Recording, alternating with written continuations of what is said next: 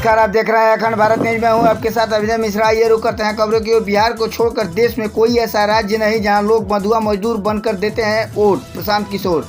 बिहार में आज भी 100 से 80 लोग में से 80 लोग प्रतिदिन नहीं कमा पाते 100 रुपये।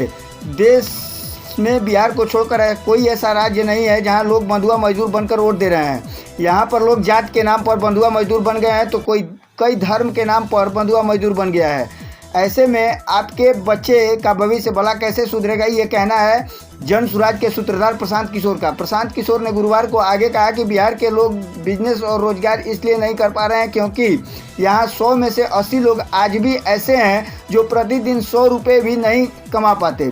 इस महंगाई के ज़माने में अगर आप 100 रुपये भी नहीं कमा पाते हैं तो खाइएगा क्या और बचाइएगा क्या। दुनिया के विद्वानों ने बताया कि गरीबी से निकलने के सिर्फ 3 ही रास्ते हैं। पहला पढ़ाई, दूसरी जमीन, तीसरी पूंजी।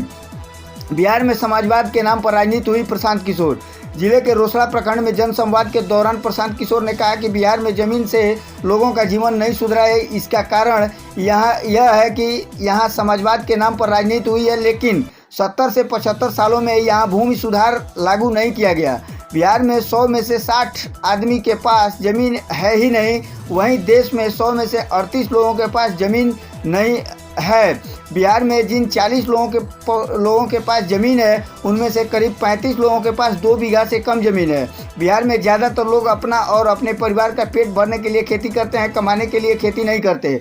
बिहार में खेती करके आमदनी करने वाले लोगों की संख्या 3 से 4% है। बाकी लोग खेती करके या तो पेट भर रहे हैं या दूसरे के खेतों में मजदूर हैं।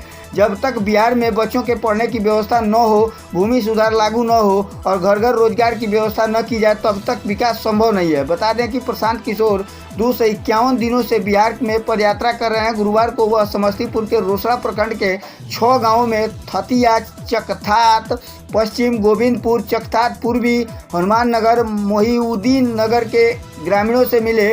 इस दौरान इन्होंने 6 किलोमीटर तक पदयात्रा करके ग्रामीणों को वोट की ताकत का एहसास दिलाया।